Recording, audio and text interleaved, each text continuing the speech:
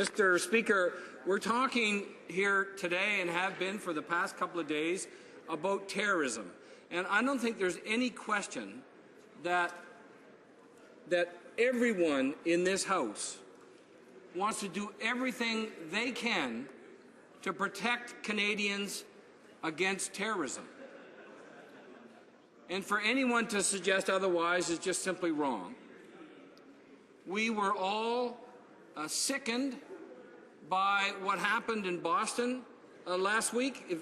As it turned out, I was on my way to Washington at the time and saw increased security in that city. And a lot of people were very concerned, very troubled about the events in Boston and whether or not there was going to be a spillover effect in that city, and frankly, we're all concerned and have been concerned about that effect.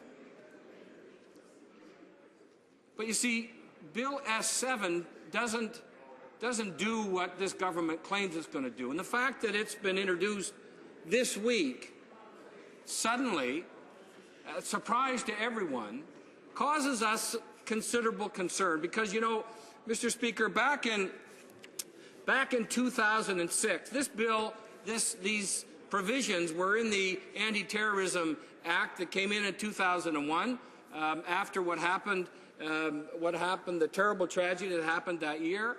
The parliamentarians felt that it was important to make sure that our legislation was up to international standards, and we included provisions that are contained in Bill S7.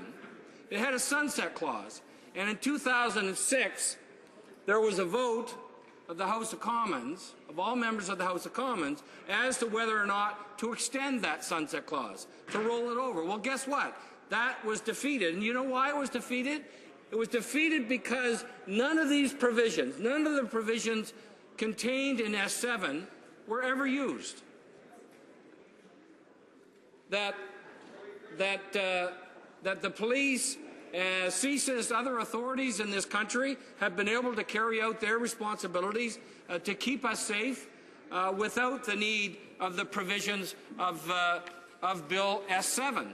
In fact, Mr. Speaker, this government has waited now 6-7 years to bring this legislation forward. This legislation has been sitting on the order books for months now, and this government has not deemed it necessary to bring forward. And they didn't because we've been advised by authorities that, in fact, it's not necessary. That what it does is it tramples on the civil rights and freedoms of Canadians to a level that's unnecessary, that's damaging, that's frightful, frankly, and that is not necessary. And so what we've suggested, and frankly people outside this chamber have said the same thing, that the only reason this is being brought forward this week, why it's been suddenly dropped on the table for debate this week, is for political reasons, for partisan reasons. And surely to heaven this government recognizes the import of what happened in Boston, and it's not something that we should be playing politics with. Nor should we be playing politics with the civil liberties and the human rights of Canadians. And so we've stood in our place, all of my colleagues, and there will be others that will stand in their place and that will voice their objections to Bill S7. I know we've heard from the members in the far corner that they in fact support this because it was something that they originally brought forward in. They feel it's sufficiently expedient to pass it in. But you know what I'd like to see this government do, if it was serious about dealing with terrorist threat, is to restore the $143 million that are being cut out of the CBSA to ensure that we have the resources at our borders to properly screen and protect against the passage of people that may want to do harm to Canadians and to Canadian property.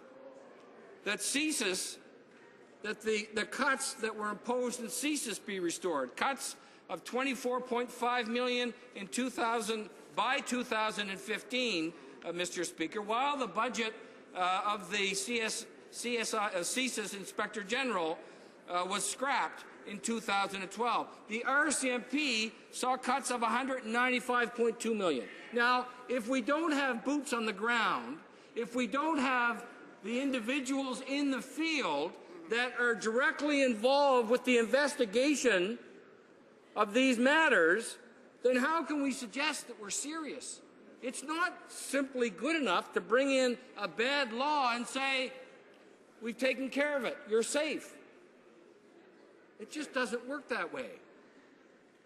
When Canadians know that when they cross the border, there are going to be less agents available to protect them and to do the work that's necessary, to do the screening, to do the investigation, RCMP, CSIS, that's where we need to be putting our money. That's where we need to be putting our resources. And I urge members opposite, Mr. Speaker, if they're serious about combating terrorism, put money back into resources so we have people on the ground that are able to do the work necessary to keep Canadians safe.